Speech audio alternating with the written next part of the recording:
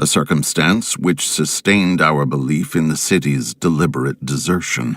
The prime decorative feature was the almost universal system of mural sculpture, which tended to run in continuous horizontal bands 3 feet wide and arranged from floor to ceiling in alternation with bands of equal width given over to geometrical arabesques. There were exceptions to this rule of arrangement, but its preponderance was overwhelming. Often, however, a series of smooth cartouches containing oddly patterned groups of dots would be sunk along one of the arabesque bands. The technique we soon saw was mature, accomplished, and aesthetically evolved to the highest degree of civilized mastery, though utterly alien in every detail to any known art tradition of the human race. In delicacy of execution, no sculpture I have ever seen could approach it. Keener news followers, however, wondered at the 2. Shortly before 10 the next morning, I stood with one small valise in front of Hammond's drugstore in Old Market Square, waiting for the Innsmouth bus. As the hour for its arrival drew near, be detained. SCP 2700. CP 1437. Item hash SCP 1437. Object class safe. Threat level caution. Image of ECP 1437 before containment. Special containment procedures. SCP 1437 is to be contained behind a perimeter of. This is Audible. Chapter 2. The Ministry of Angels and the Program of Demons. Come up against. Chapter 8. Measure for Measure. Pay close attention, because the more quickly you catch on to this next idea, the less explaining I'll have to do. There is a process, a system, for everything in the universe. One of the most important principles in this system is something I call measure for measure, and it goes something like this. To the extent that you judge others, you will be judged. To the extent that you love others, you will be loved. To the extent that you care, you will be cared for. To the extent that you hate, you will be hated. To the extent that you envy, you will be envied. Catching on? There's a 1-to-1 ratio, a direct correlation between the thoughts and actions that you direct toward others and the thoughts and actions that are directed at you. You don't have to be a mathematician to understand this universal law, but you do need to pay attention. The way this principle works is not personal in any way. It is simply a spiritual law of our universe that is every bit as straightforward as the physical laws which govern space. Just as the law of gravity doesn't take into account the personality of the individual who gets hit in the head by a coin dropped from the top of a skyscraper, neither does the principle of measure for measure vary by individual. It's not about feelings or personalities, it's about spiritual energy. For every action, there is a directly proportional reaction. When you hurl a ball against the wall, it comes back to you with the exact same force. In the same way, the universe throws back to you, pound for pound, exactly that which you throw at it. The system is perfect and impersonal, and it's not limited to you and your actions. The balance of humankind is also determined by the measure for measure principle. Just like you, the world is always being tested. Just like you, it evolves and grows from its experiences, and then is challenged again by something new. Just like you, humankind as a whole has selfish attributes it has come here to correct. Attributes which must be turned into light before the world's consciousness can advance to the next level. You don't have to look hard to find examples of the world being pushed to its limits by the likes of me. The shattered state of the environment, the depressed global economy, unpredictable foreign relations, war-ravaged nations, widespread famine, and the AIDS crisis. I've been hard at work lately. Such large-scale negativity helps you completely forget about sharing and removing selfishness. Heck, it leaves you totally dumbstruck. But it gets even better. Everything you allow me to do to you personally is magnified on a global scale. Every negative thought adds to the suffering of the world. My insidious nature can prove devastating if you let it. But only if you let it. Underneath my dazzling shows of death and destruction lies the possibility for immeasurable light to be revealed by the human spirit. Without my little tests, you would never discover your greatness. Coming face to face with a gut-wrenching challenge reveals a degree of strength inside of you that you didn't even know you had. These tests, whether they are individual or global, help build you into the person you were meant to be. The tests you come up against help to expand your vessel, thereby creating an opening for light. In fact, every ounce of God-inspired potential you were granted upon your soul's creation becomes activated when you pass one of my endless stream of tests. If you were never tested, not only would you be stuck with a constant feeling of being unfulfilled, but there would be no mechanism for removing blockages from your past, for clearing away the garbage that you carry with you from one lifetime to the next. By passing tests, you change the course of your destiny. That's what happened to Rav Akiva's daughter. Rav Akiva lived a long time ago. Being a Kabbalist was a real thorn in my side. He certainly was someone who understood the significance of my grueling tests. Rav Akiva's daughter. On the day his daughter was born, astrologers informed Rav Akiva that his daughter would die on her wedding day. Knowing this, he prepared his daughter well. He taught her much of the same wisdom I am sharing with you in this book. The dangers of selfishness, the necessity of sharing, and the secret ways I operate. Needless to say, with an upbringing like that, this was a woman who was prepared to be tested. On the evening of her wedding, she decided to take off the brooch which adorned her dress and stick it to the wall so she wouldn't lose it. But, unbeknownst to her, the pin of her brooch went through the thin wall and lodged in the eye of the serpent I had sent to kill her. It wasn't until the next morning, when she pulled the pin out of the wall, that she found the dead snake. Despite the predictions to the contrary, Rav Akiva's daughter had survived her wedding day, untouched by me or my agents. As you can imagine, Rav Akiva was both elated and curious to know how his daughter had averted death. He asked his daughter if anything out of the ordinary had happened to her before her nuptials. His daughter explained that a poor man had come into the banquet hall in need of a meal, and she had given him food. What seemed like a simple gesture of sharing was in reality one of my most demanding tests. Why? Because, according to custom, the bride had fasted on the day leading up to her wedding night. So, choosing to share her first meal in 24 hours was no small thing.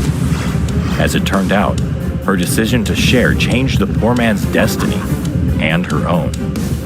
Had it not been for her father's coaching and the consciousness that inspired her to share, she would not have passed my test. She would have died, and the man would have gone hungry.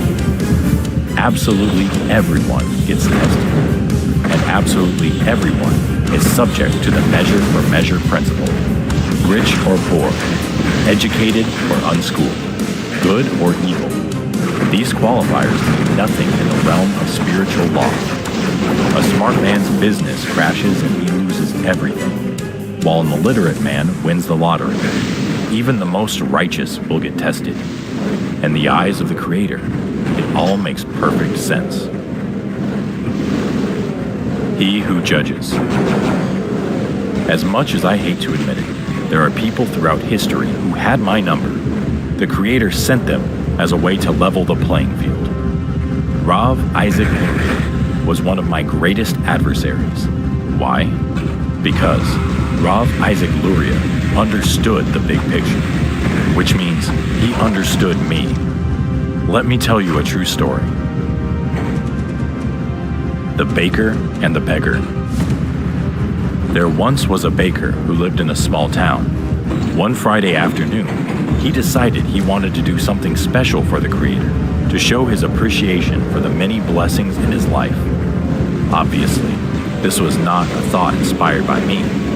In fact, this baker was a man of so much light that it was next to impossible for me to influence him in any way. The baker baked some of his best bread and took it with him to the temple.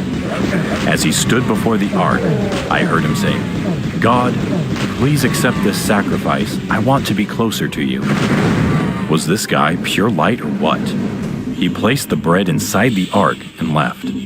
5 minutes later, a beggar walked into the temple. He was so hungry that he went to the ark and began to cry like a baby. I heard him pleading, "Please God, help me." I had to stick around for this. When he opened the ark, he discovered the 2 loaves of bread left behind by the baker. Believing that they had been delivered straight from the Creator himself, the beggar was elated, to say the least. Not only did he have food to eat, but the Creator obviously deemed him worthy enough to receive the bread, or so he believed. The next morning, I watched as the baker returned to the temple to see if God had accepted his gift. Indeed, the bread was gone, and the baker was beside himself with joy at having been of service to the Creator. What could I do? Absolutely nothing. I was powerless. A week later, the baker brought more bread to the ark, and the same thing happened. The beggar took the loaves without hesitation. This went on, week after week, year after year, until 14 years had passed. For 14 years, I was unable to penetrate this light. Then, one Friday afternoon, I encouraged the clergyman of the temple to fall into a deep sleep. He was awoken by the sound of someone opening a door. When he looked into the sanctuary, he saw the baker put the bread into the ark and leave. A few minutes later, the beggar entered, took the loaves out of the ark, and ran away. After watching this scene, I saw my the clergyman. Talk about a man full of self-righteousness. So, I put thoughts of disgust into his head. Easy as pie. I will fix this, I encouraged him to think to himself. The following day, the clergyman called the baker and the beggar into his office. Again, I took charge. "What do the 2 of you think you're doing here? One of you puts the bread in, and the other takes it out. The one fantasizes that he's working with God, and the other is just a common thief. God is not involved in this transaction at all. You have no business coming to the sanctuary. Stay out." At that very second, the great sage, Rav Isaac Luria, came in and saw me there. Talk about being caught red-handed. He saw my selfishness and ego with absolute clarity. This wise man turned to the clergyman and said, "Prepare yourself to die. The angel of death has you, and you are going to leave this world before the end of the day." Sure enough, I took that poor clergyman's mortal life by sunset. True story. Here's what the clergyman refused to see, and why he failed this important test. God was involved, intimately involved. It was no coincidence that, for 14 years, the baker always arrived just before the beggar.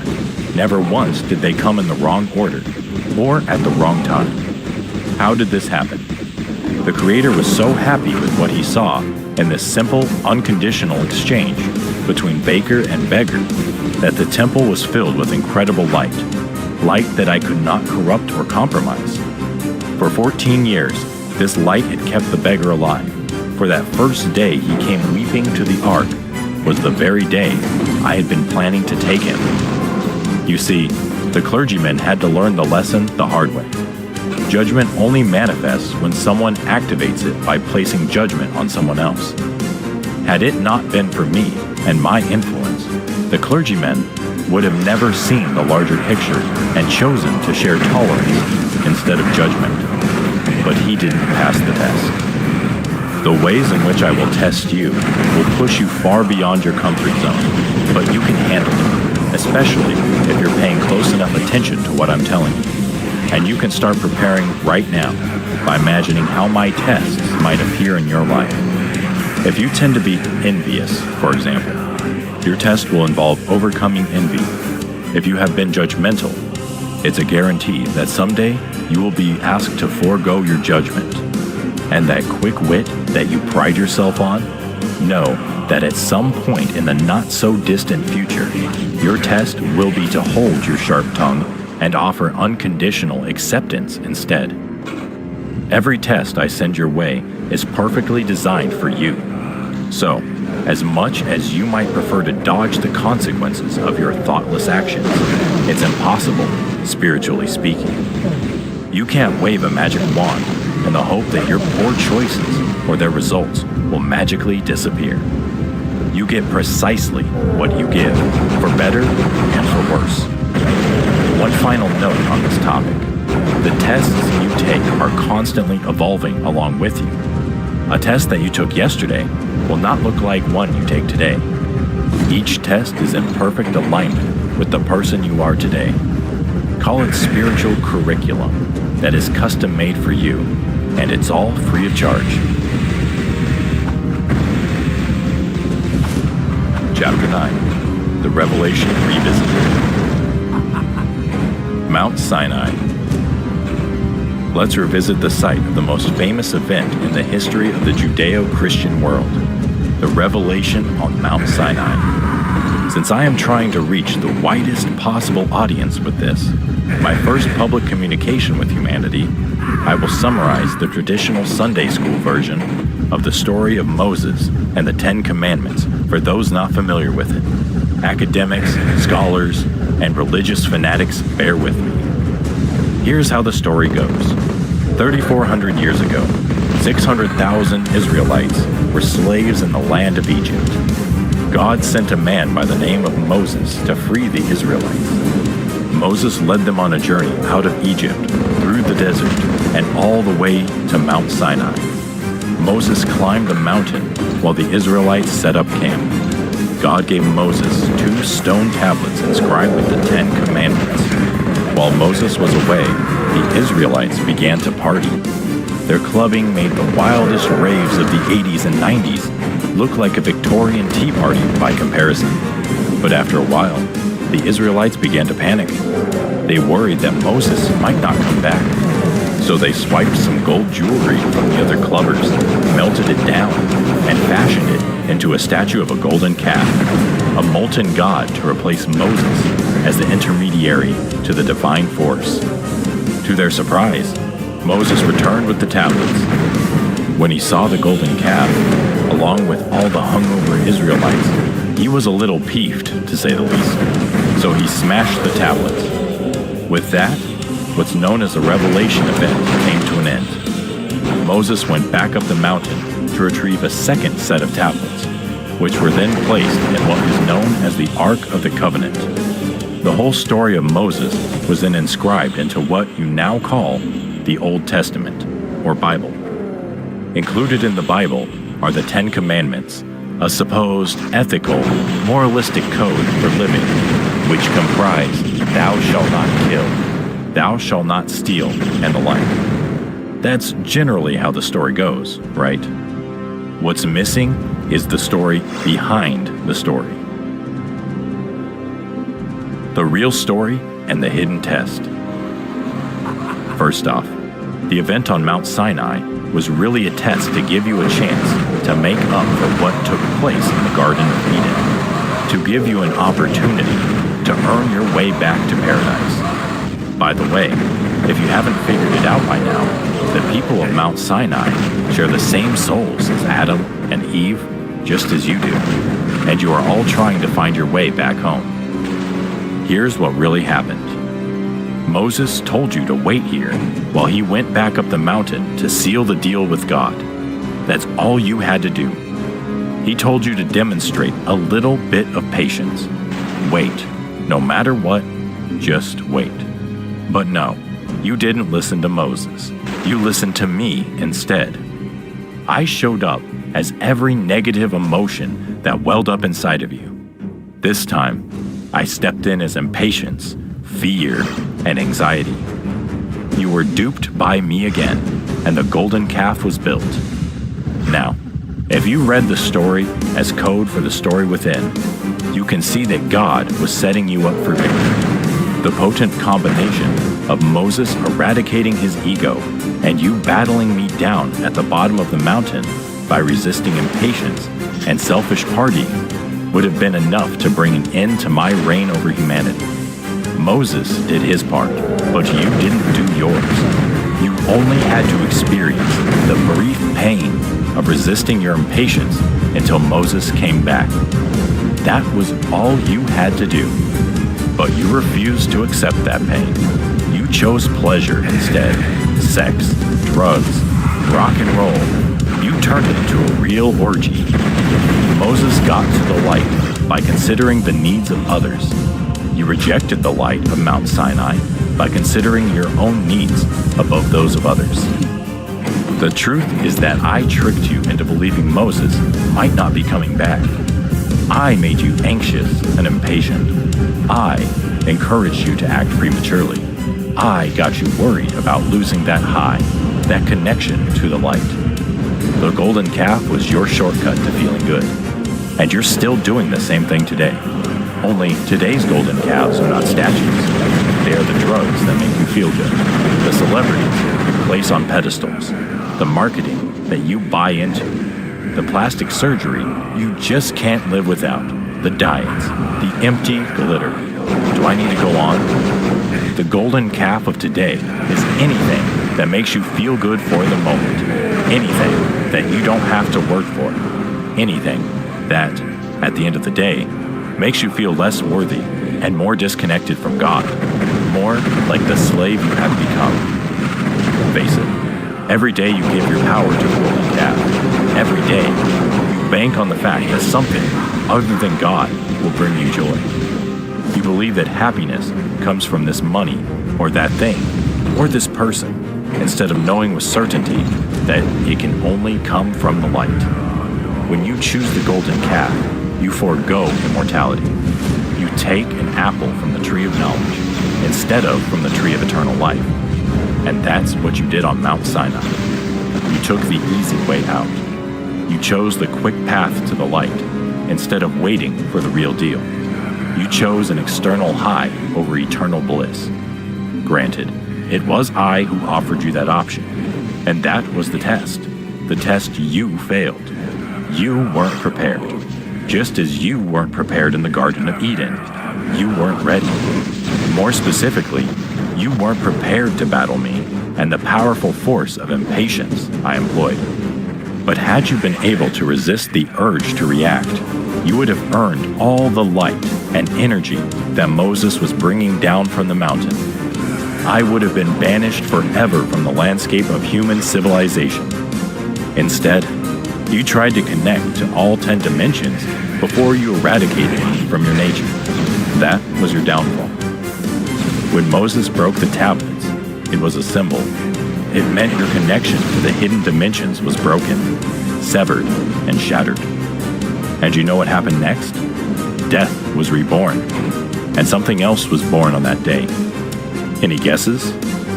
Religion. The charade. I'll come totally clean. There were no commandments on Mount Sinai. I'm serious. The whole notion of a commandment? My idea. Honest. If you check the Old Testament in its original Hebrew, you will say it says God spoke 10 utterances on Mount Sinai. God never gave 10 commandments. He's one of my best kept secrets. God does not command, nor does God punish. And the Lord of all creation most definitely does not reward. Those are my creations as well. I invented those concepts and slipped them into your religious belief systems. Do you really believe that an all-loving God would punish you for making an honest mistake? Or that God would dump you into a world where you're punished for yielding to temptation? Especially when the deck has been stacked against you from the moment you were born. Is that your God? Part 2, the tests. Chapter 10, test number 1. Can you trust in your connection to God no matter what? False idols. Like the Israelites who worshiped the golden calf, you, too, are a slave. Don't even try to deny it. Are you addicted to caffeine, food, sex, or alcohol? Are you at a loss without your internet connection or your TV?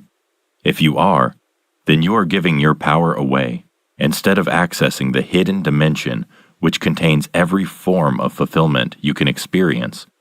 You are looking for the apple. You are trusting in fat and sugar, drugs and alcohol, baubles and adrenaline, or any number of other external highs. You are enslaved because you don't think that God has put a system in place for you to be successful, and you don't think God has set you up to win.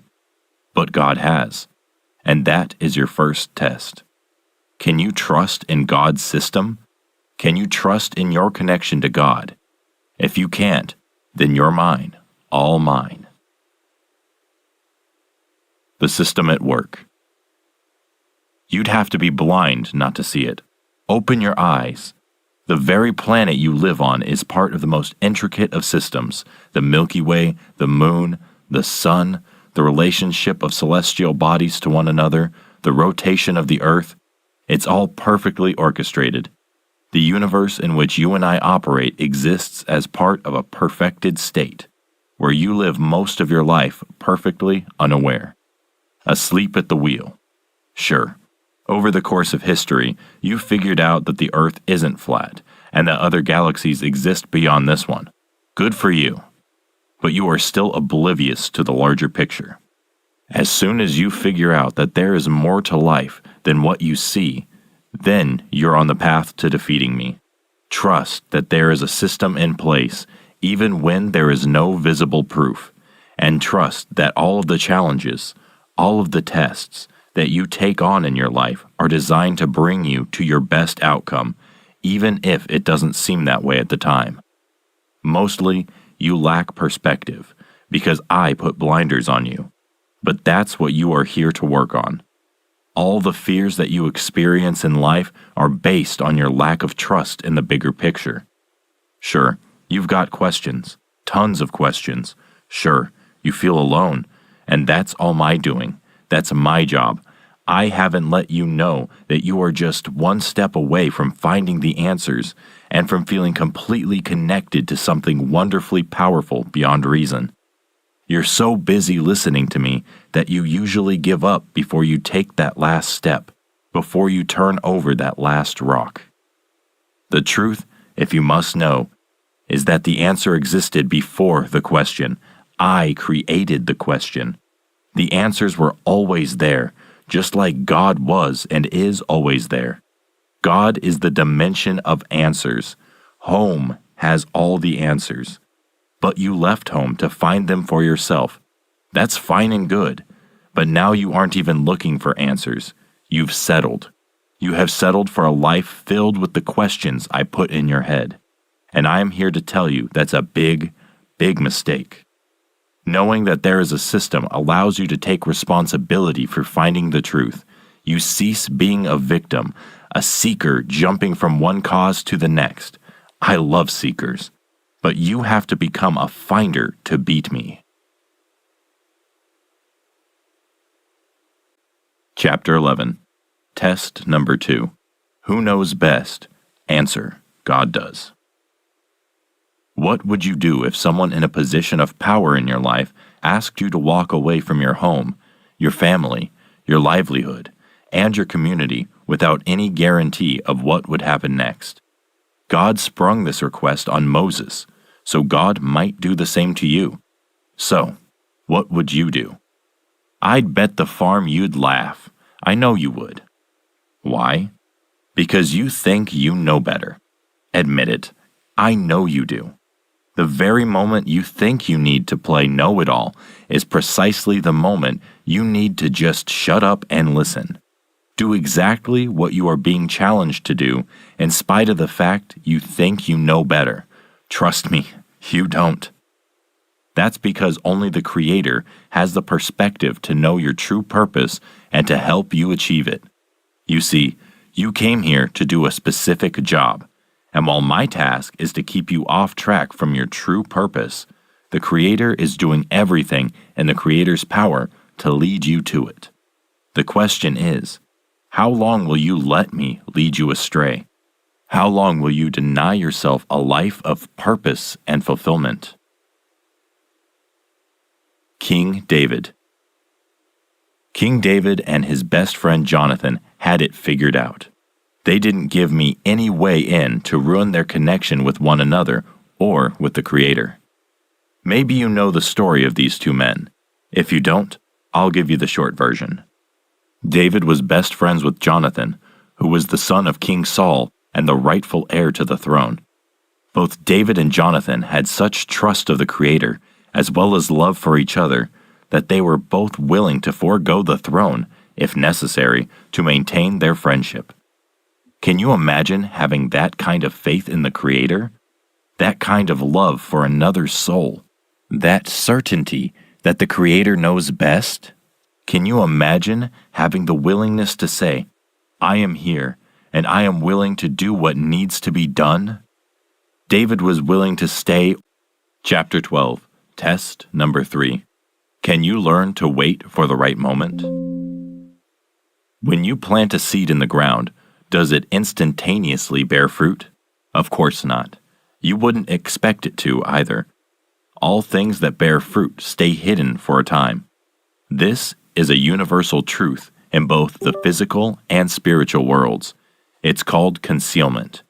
And who better to tell you about all things hidden than yours truly? You see, if you allow time for the process of concealment, you ensure that great things will be unleashed into the world. Hurry the process along, on the other hand, and you'll have nothing but a dormant seed with no sprout in sight. Does that sound anything like death to you? It sure does to me. So, what does my little seed metaphor mean to you? It means that before your greatness can be revealed, your patience will be tested. And not just your patience either. I'll test your ego. That need to be out there and important right now. Here's a tip. By way of preparation, when the moment of decision comes, you'll hear a voice inside you saying, why wait when you can have it all now? Any guesses as to whose voice that would be? Divine incubation. There is a period in every person's life when you know that you are capable of so much more than you are doing, and the desire to burst into action is practically palpable. But remember this, all great work, no matter if it is a spiritual, business, or intellectual endeavor, requires an incubation period. In other words, you can't just want it, you've got to wait for it. Take the company Microsoft, for instance. It didn't become a multinational company in a day. Bill Gates operated in relative obscurity for years before his company gained the success it enjoys today. It's the smart folks, the ones who I haven't gotten a firm grip on yet, who recognize that they could offer even more to the world if they stepped out of its line of sight for a time to reflect and mature. It is only with a consciousness of humility and openness that a person can understand the nature of concealment. That's because if you lack the desire to wait and see what the light really has in store, then I've still got you. In fact, I'm at my absolute best when I work with people who have an addiction to the spotlight, a lack of patience, and a need for recognition. The greatest example of concealment I can give you involves a Kabbalist by the name of Rav Shimon Bar Yochai. This was a man untouchable by me, a man fully plugged into the light. Rav Shimon Bar Yochai. Rav Shimon lived in Israel in the 2nd century, a very turbulent time of Roman rule. Rav Shimon took up residence in a secluded cave in the mountains. Many believed that he was trying to escape persecution from the Romans, but this doesn't make much sense because Rav Shimon was the most powerful man who ever walked this earth. He was one of only a handful of men to call me out, to challenge me, and win. His presence in this world created so much light that there could be no free will. When you were in his presence, you couldn't possibly make a negative choice. Rav Shimon put himself in a state of concealment so that he could do the best possible work on your behalf. Truth be told, he did not want to repeat Moses' mistake of leaving part of the work to other people who might mess up. It was during Rav Shimon's time in the cave that he revealed the Zohar, the greatest weapon ever to be used in the fight against me. The Zohar contains all the wisdom of the universe, along with the hidden light that can ultimately remove me from this dimension. You can imagine how I tried to stop it. All the while, this man exhibited extraordinary patience. He understood the process completely. Here, he had the most powerful gift humanity had ever seen, but he kept it under wraps, not only in his own lifetime, but for the generations that followed. It took 1,200 years before his great work became known to humanity. What is the truth behind concealment? When you are concealed and not boasting about your greatness, when you are hidden away from the outside world, what you are really hidden from is me. This is the only way your seed can grow and blossom without my influence. For 13 years, Rav Shimon lived with his son, Rav Elazar, in a cave in complete isolation, while the greatest wisdom of the universe was being revealed to him. His willingness to go into hiding and to suppress his body's needs and comforts is what earned him the permission to receive this knowledge and to serve as the channel for bringing it to the world. My tactics. In order to dissuade you from the benefits of concealment, I'll plant the following thoughts in your mind. Patience will get me nowhere. I have to make things happen now. Why is it that no one recognizes all that I'm doing and how great I am? To pass the test of concealment, you must learn to override these thoughts and become content with not being known, as well as not knowing when the right time will come. You have to tune out my voice, which says, "It's now or never." Consider the birth of a child. Surely, there is no other time in your life when you are more like the Creator. And yet, it takes 9 months from concealment to revelation before the miracle of life is complete. Bottom line, there is a time and a place for everything, and only God can determine it. But I will do everything I can to convince you that it's up to you, me, to make the call. And if you're out there listening to me, I will either make you come out before it's time, or I will make you stay in hiding, which is very different from concealment. When you hide, I have full reign.